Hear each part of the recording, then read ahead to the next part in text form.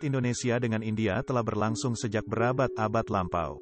Tentu saja, hubungan itu terjadi karena kedekatan geografis dan kesamaan iklim.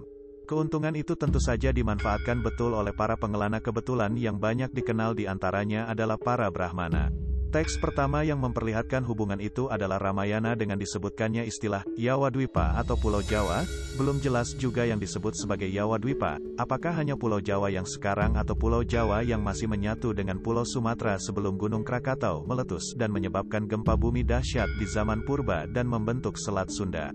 Puncak hubungan keduanya kita bersama ketahui terjadi melalui pengaruh epos Ramayana dan Mahabharata yang masih populer hingga hari ini.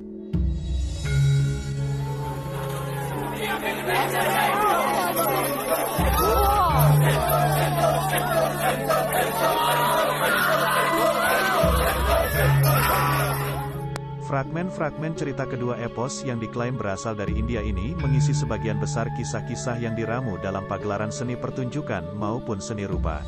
Akhirnya, kebudayaan klasik dan adiluhung terutama di Jawa dan Bali banyak mengandung esensi-esensi yang diambil dari epos Ramayana dan Mahabharata.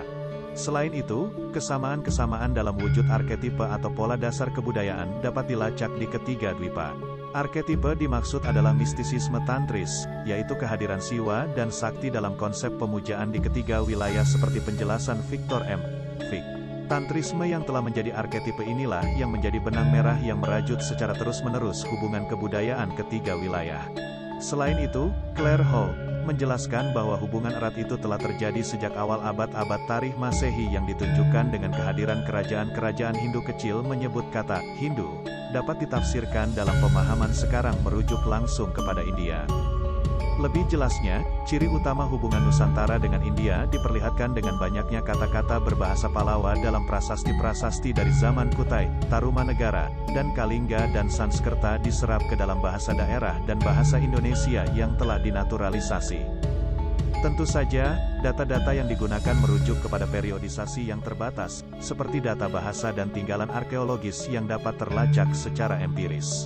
Lalu, bagaimana hubungan Jambudwipa, Jawadwipa, dan Balidwipa sebelum itu? Inilah pertanyaan besar yang perlu dijawab.